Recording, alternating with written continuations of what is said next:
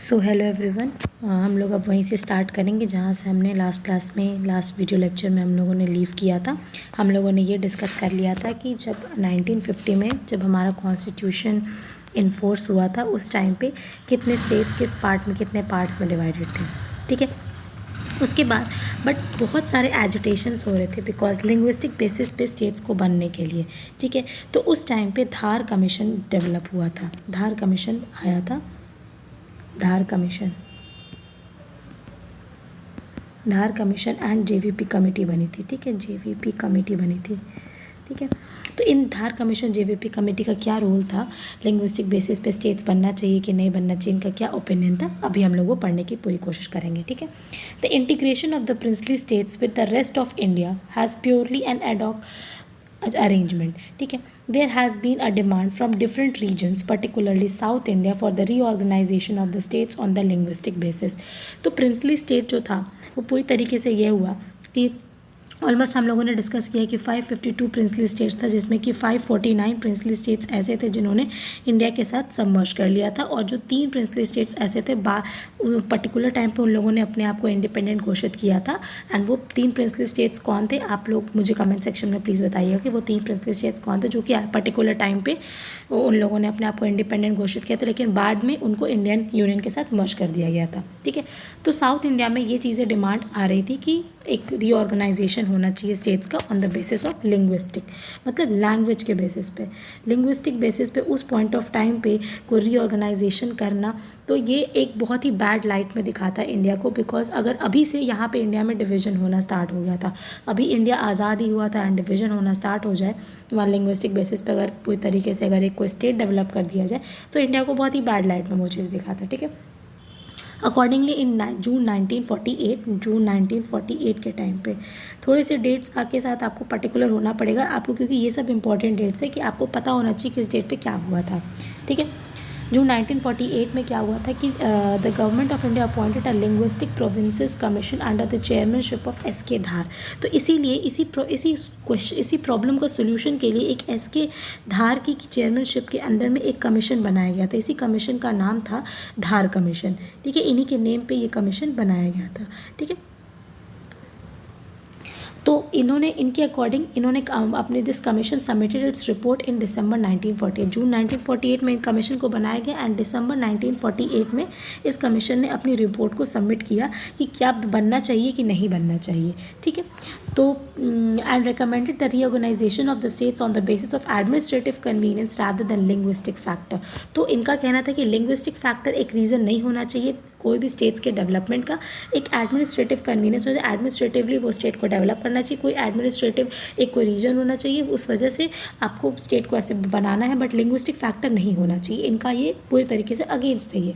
ठीक है, this created much resentment and led to the appointment of another linguistic province committee, जिस वजह से बहुत ज़्यादा एजुटेशन हुआ।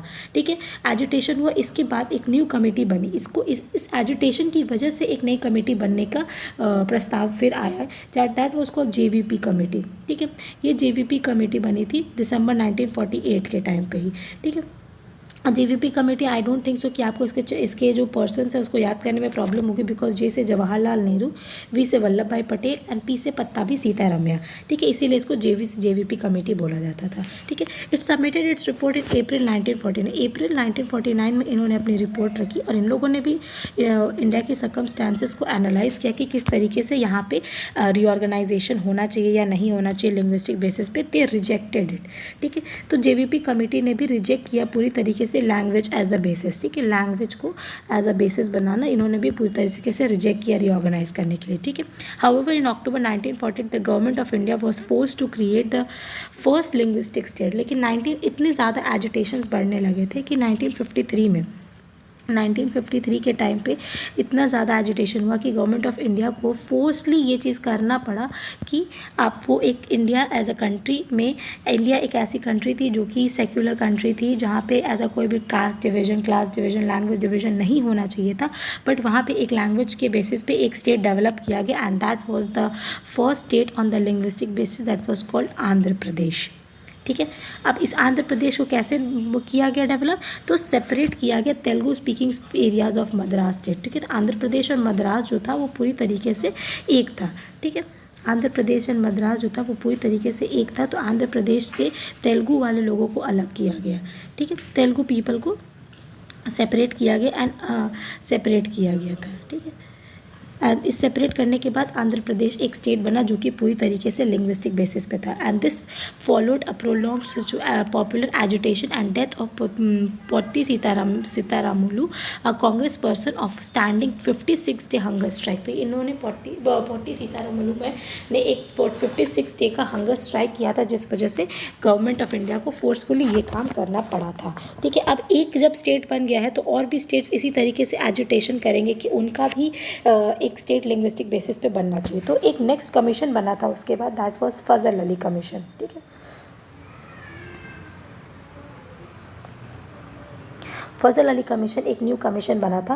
The creation of Andhra state intensified the demand for other regions for the creation of the states on the linguistic basis. अब सारे जो states थे वो लोग अपने आप में डिमांड करने लगे कि अगर गुजरात है तो वो गुजराती स्पीकिंग के लिए, महाराष्ट्र है तो मराठी स्पीकिंग के लिए होना चाहिए, तमिलनाडु है तो वो तमिल एरियाज़ के लिए होना चाहिए। तो इस तरीके से हर स्टेट ने एक एजिटेशन करना स्टार्ट कर दिया था।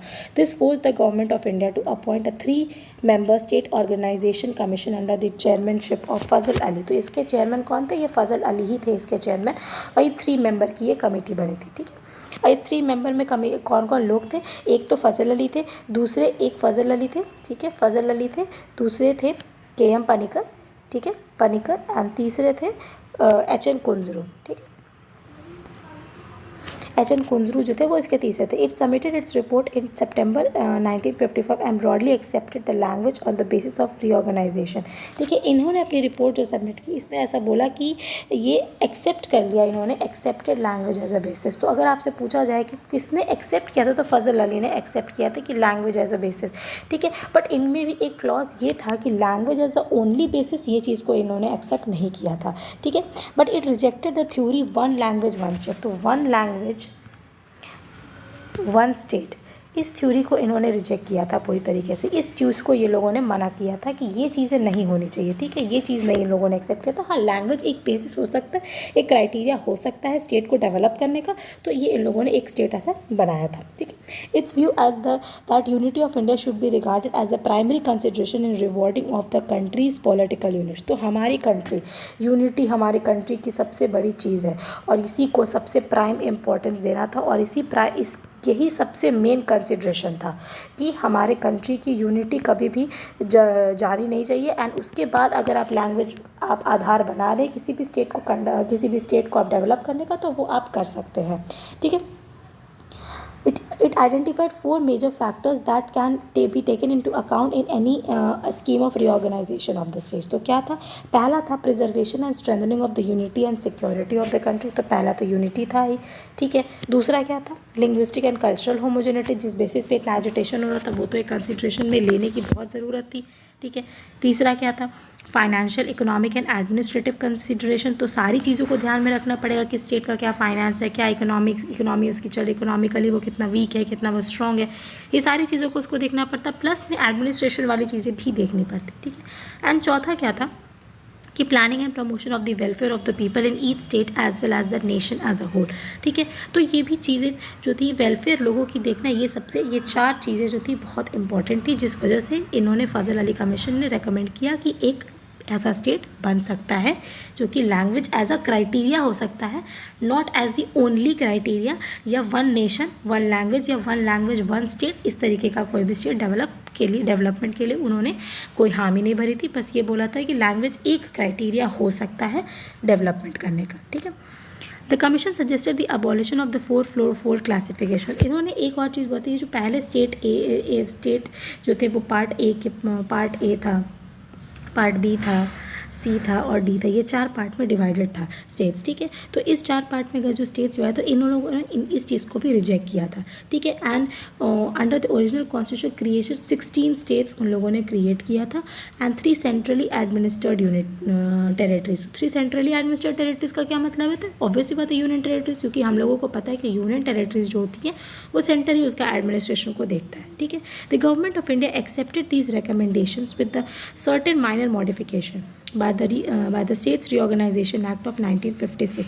तो जो भी चीज़ें होती थी वो स्टेट रीऑर्गेनाइजेशन एक्ट एक पास किया गया था, स्टेट रीऑर्गेनाइजेशन एक्ट ऑफ 1956 ये पास किया गया था। एंड इस स्टेट रीऑर्गेनाइजेशन एक्ट 1956 के थ्रू डिस्टिंक्शंस किया गया part A and part B के स्टेट्स में, and that was done away with the part C states were abolish. तो दोनों स्टेट्स में डिस्टिंक्शन किया गया पहली बात, एंड पार्ट सी जो स्टेट्स थे उसको अबॉलिश किया गया। हम लोग जहाँ देखे थे कि पार्ट सी स्टेट्स में कौन थे, पार्ट बी स्टेट्स में कौन थे, पार्ट ए स्टेट्स में कौन थे। ठीक है, अब मैं आपको फिर से रिमाइंड करा देती हूँ कि पार्ट ए स्टेट्स में कौन थे।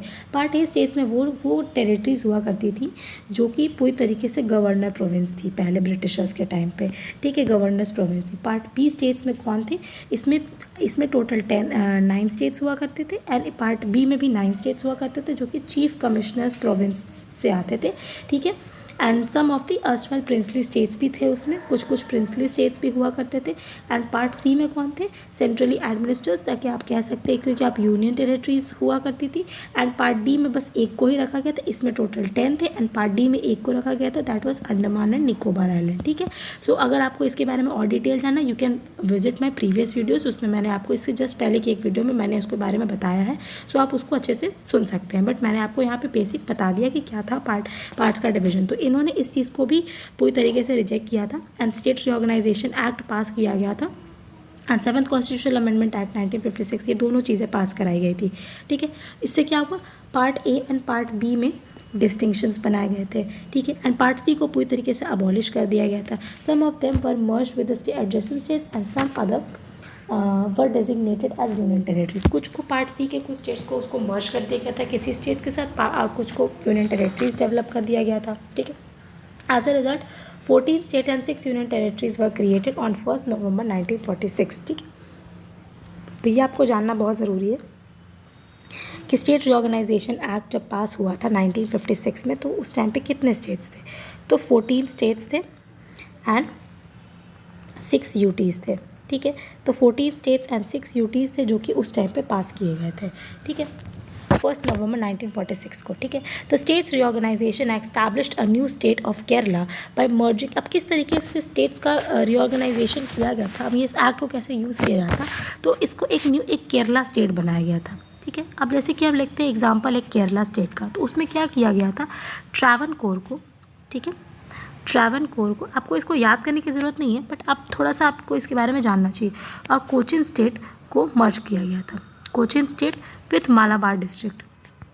ठीक है, मालाबार डिस्ट्रिक्ट, इसके साथ इसको मर्ज किया गया था of Madras state and Kasaragod and south Canara, इन सब को मर्ज करके एक केरला स्टेट बनाया गया था। ठीक है, it merge the Telugu speaking areas of Hyderabad state and with the Andhra state to create an Andhra Pradesh. ठीक है, तो हैदराबाद के, जैसे कि यहाँ पे हैदराबाद है तो उसके इतने पार्ट अगर तेलुगु स्पीकिंग एरियाज़ होंगे तो उसको वो लोग मर्ज कर दिया था आंध्र के प्रदेश के साथ, तो एक आंध्र प्रदेश एक स्टेट बन गया था। ठीक है, further it merge Madhya Bharat state, Vindhya Pradesh state and Bhopal state into a Madhya Pradesh. आज जो ये एमपी है, ये एमपी में क्या क्या, मध्य भारत आता है। ठीक है, उसमें क्या क्या और आता है, इसमें भोपाल आता है। ठीक है, एंड विंध्य प्रदेश भी आता है। ठीक है, विंध्य प्रदेश भी आता है, इन सबको मर्ज करके एक एमपी स्टेट बनाया गया था। तो इस तरीके से स्टेट का रीऑर्गेनाइजेशन हुआ था through state reorganisation act of 1956। ठीक है, similarly it must merge the Saurashtra state and Kutch state into the Bombay state and Coorg state into the Mysore state, the Patiala and east U states union into the Punjab state and the Ajmer state into Rajasthan state. ठीक है, moreover it created a new union territory of Lakshadweep, Minicoy and Andaman and Aman Islands from the territory detached from the Madras। तो मद्रास से ही पहले, Madras state में ही ये सारी चीज़ें पहले वो आती थी, लेकिन अब इसको डिटैच करके एक नया आइलैंड या यूनियन टेरिटरीज को बनाया गया था। ठीक है, अब इसके बाद अब हम लोगों ने ये चीज़ देखा कि 14 स्टेट्स बने थे एंड 6 यूनियन टेरिटरीज बने थे, और इसी स्टेट रीऑर्गेनाइजेशन एक्ट ऑफ 1956 के थ्रू, ठीक है, मैं शॉर्ट फॉर्म्स लिखना प्रेफर करती हूँ ताकि आप लोग समझ जाइए कि मैं क्या लिखना चाह रही हूँ। ठीक है, मैं हमेशा उसके साथ साथ बोलती हूँ एंड आई होप कि आपने अपनी एक लक्ष्मीकांत की बुक अपने सामने खोल करके रखी होगी, ताकि वो लक्ष्मीकांत की बुक जो भी मैं रीड कर रही हूँ अब उस बुक से आपको बहुत अच्छे से वो चीज़ें समझ में आएंगी। ठीक है, and if you are not able to get my point so you can ask me in the comment section, I will definitely clear all your doubts. Okay, जो स्टेट रीऑर्गेनाइजेशन एक्ट 1956 जब ये पास हुआ था, तो अब जब 14 स्टेट्स उन states उस एक्ट के थ्रू बने थे, तो बाकी के जितने भी स्टेट्स आज हम लोग देख रहे हैं वो सब स्टेट्स उसी रीऑर्गेनाइजेशन एक्ट के थ्रू ही बना है। ठीक है, अगर आपको आपके लक्ष्मीकांत के बुक में आपने देखा होगा कि बहुत सारे ऐसे देखा गया कि ये 15 स्टेट बना था, ये 16 स्टेट बना था, ये 17 स्टेट बना था। तो ये कैसे कैसे था, डेवलपमेंट हुआ था। पहले किसी स्टेट को यूनियन टेरिटरी बोला गया, पहले किसी स्टेट को स्टेट बोला गया था, बाद में उसको यूनियन टेरिटरी का दर्जा दिया गया था। तो आपको बस आपको करना कुछ नहीं है, बस आपको एक बार उसको पूरी तरीके से रीड करना है। वो जो जितने भी लाइन्स लिखे हुए आपको उसको याद करने की ज़रूरत नहीं है। आपके पास एक टेबल दिया होगा, टेबल 5.4, ठीक है। एंड ये जो टेबल 5.4 है, आपको इसको अच्छे से पढ़ना है, क्योंकि इसमें आपको सारी चीज़ें समझ में आ जाएंगी कि किस तरीके से कितने स्टेट्स हुए, कितने कैसे चीज़ें बनी थी, ये सब चीज़ें आपको अच्छे से समझ जाएंगी।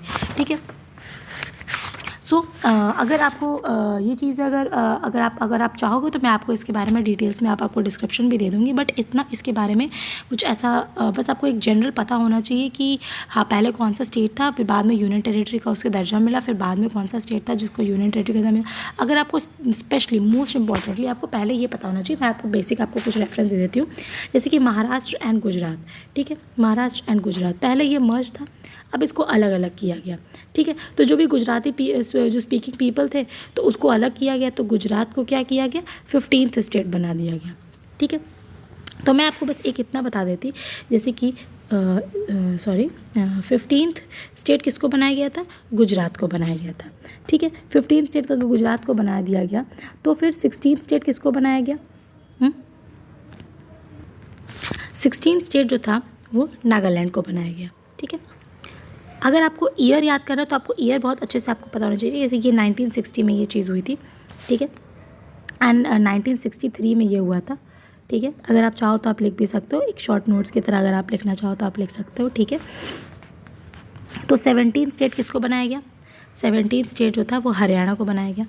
ठीक है, ठीक है, 18 स्टेट किसको बनाया गया, 18 स्टेट को किसको बनाया गया, 18 स्टेट बनाया गया आपका हिमाचल प्रदेश को। ठीक है, और ये कब बनाया गया, 1971 में। ठीक है, ये कब हुआ था, 1966 में। ये क्रोनोलॉजिकल एक ऑर्डर है। ठीक है, 18 स्टेट कैसे बनाया गया, तो आप इसी तरीके से क्या कर सकते हो, आप सारे स्टेट का नंबरिंग करके आप एक बार एक अपने पास एक टेबल बना सकते हो कि हाँ इस साल में ये स्टेट बनाए गए थे, इस साल में ये चीज़ें बनाई गई थी। ठीक है, अगर आप रिसेंट देखना चाहो तो आपको यही पता है कि जब अभी union territory of Jammu and Kashmir and union territory of Ladakh बना है 2019 में। ठीक है, तेलंगाना 2014 में एक न्यू स्टेट बना है जो कि हमारा 29 स्टेट हो गया। ठीक है, तो इस तरीके से आप इन सारी चीज़ों को याद कर सकते हो। अगर आपको बोला जाए कि जैसे कि आपको बोला जाए कि मिज़ोरम, अरुणाचल प्रदेश, गोवा, इन सबों को स्टेट का दर्जा कब मिला था, कैसे मिला था, तो फिर आप उसके बारे में भी थोड़ा सा डिटेलिंग आप पढ़ सकते हो उसमें from the book itself, but it's not that important. तो मैं आपको बस एक बार बोलूँगी कि आप बस एक बार उसको रीड करो एंड उसके आपको ज़्यादा आपको उसमें रेफर करने की कोई ज़रूरत नहीं है। ठीक है, अब चेंज ऑफ द नेम्स, तो अब लास्ट जैसे टॉपिक है इस हमारे चैप्टर का कि नेम का चेंज कैसे होता है। ठीक है, चेंजेस ऑफ नेम्स। ठीक है, कैसे नेम चेंज होता है, the name of some states and union territories have also been change. The United Province was the first state to have a new name, it was named as Uttar Pradesh. तो UP जो था पहले इसको United province बोला जाता था। ठीक है, यूनाइटेड प्रोविंस इसका नाम था। ठीक है, फिर उसके बाद अब ये कब बदला था, 1950 में। ठीक है, in 1969 Madras was renamed as Tamil Nadu. Similarly, in 1973 Mysore was renamed as Karnataka. In the same year Lakshadweep, Minicoy, Amandevi Islands were renamed as Lakshadweep. ये तीनों एक ही नाम था जिसको लक्षद्वीप किया गया। In 1992 the Union Territory of Delhi was redesignated as National Capital Territory of Delhi without being conferred the status of full-fledged state by the 69th Constitutional Amendment Act of 1990. 69th Constitutional Amendment Act आपको ये बहुत अच्छे से पता होना चाहिए कि 69th constitutional amendment act, ये जो 69th कॉन्स्टिट्यूशनल अमेंडमेंट एक्ट है इससे इसको फुल फ्लेजेड स्टेट का दर्जा मिला था। ठीक है, उसके बाद 2006 में Uttaranchal was renamed as Uttarakhand and the same year Pondicherry was renamed as Puducherry and 2011 Orissa was renamed as Orissa. Okay, तो आपको ये चीज़ें, ये मैंने आपको ये यूनियन एंड इट्स टेरिटरी ये चैप्टर को पूरी तरीके से कंप्लीट कर दिया है। अगर आपको कोई भी ऐसा डाउट हो तो वो आप मुझसे कमेंट सेक्शन में पूछ सकते हो। I will be clearing your doubts definitely. Okay, thank you so much.